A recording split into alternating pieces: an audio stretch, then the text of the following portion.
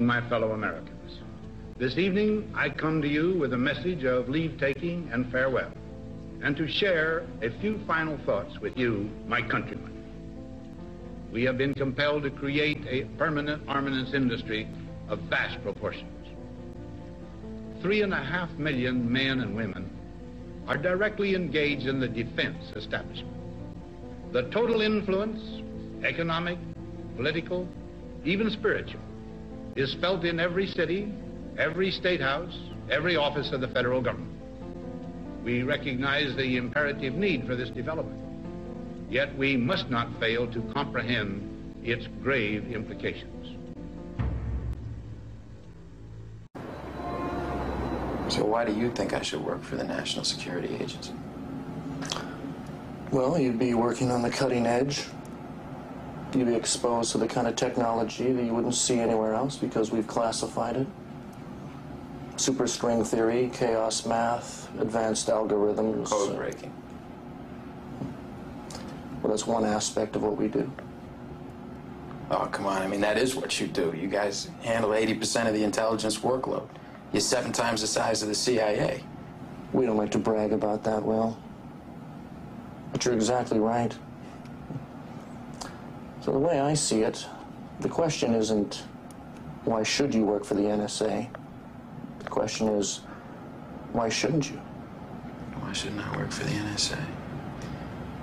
That's a tough one. But I'll take a shot. Say I'm working at the NSA and somebody puts a code on my desk, something no one else can break. Maybe I take a shot at it, and maybe I break it. And I'm real happy with myself because I did my job well. But maybe that code was the location of some rebel army in North Africa or the Middle East, and once they had that location, they bombed the village where the rebels are hiding. 1,500 people that I never met, never had no problem with, get killed. Now the politicians are saying, oh, send in the Marines to secure the area because they don't give a shit. It won't be their kid over there getting shot, just like it wasn't them when their number got called because they were all pulling a tour in the National Guard. It'll be some kid from Southie over there taking shrapnel in the ass. He comes back to find that the plant he used to work at got exported to the country he just got back from, and the guy who put the shrapnel in his ass got his old job because he'll work for 15 cents a day and no bathroom breaks. Meanwhile, he realizes the only reason he was over there in the first place was so that we could install a government that would sell us oil at a good price. And of course, the oil companies use a little skirmish over there to scare up domestic oil prices. A cute little ancillary benefit for them, but it ain't helping my buddy at $2.50 a gallon. They're taking their sweet time bringing the oil back, of course. Maybe they even took the liberty of hiring an alcoholic skipper who likes to drink martinis and fucking play slalom with the icebergs. It ain't too long till he hits one, spills the oil, and kills all the sea life in the North Atlantic. So now my buddy's out of work, he can't afford to drive, so he's walking to the fucking job interviews, which sucks because the shrapnel in his ass is giving him chronic hemorrhoids, and meanwhile he's starving because every time he tries to get a bite to eat, the only blue plate special they're serving is North Atlantic scrod with Quaker State. So what did I think? I'm holding out for something better.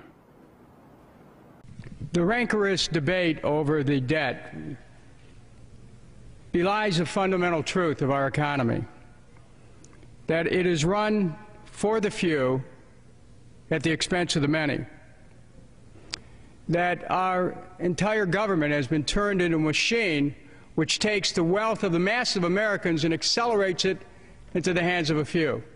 Let me give you some examples. Take war. War takes the money from the American people and puts it into the hands of arms manufacturers, of war profiteers, of private armies.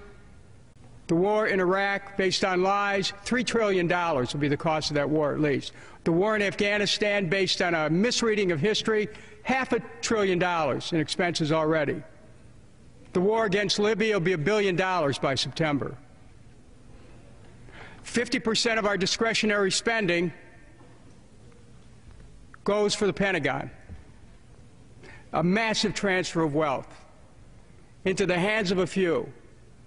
Well, the American people lack sufficient jobs, health care, housing, retirement security.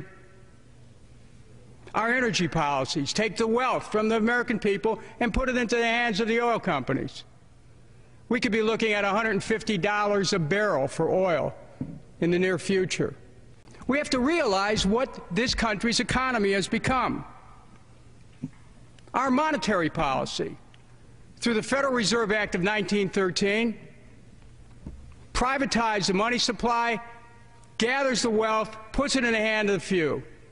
Well, the Federal Reserve can keep creating money out of nothing, give it to banks, to park at the Fed, and our small businesses are starved for capital.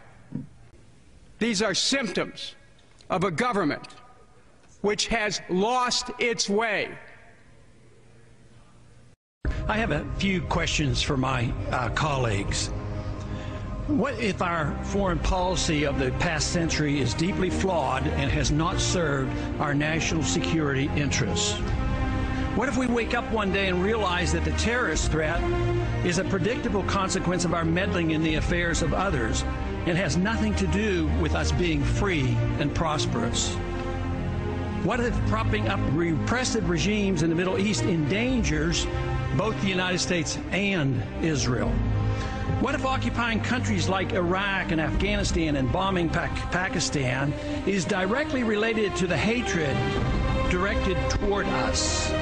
What if someday it dawns on us that losing over 5,000 American military personnel in the Middle East since 9/11 is not a fair trade-off for the loss of nearly 3,000 American citizens, no matter how many Iraqi, Pakistani, and Afghan people are killed or displaced?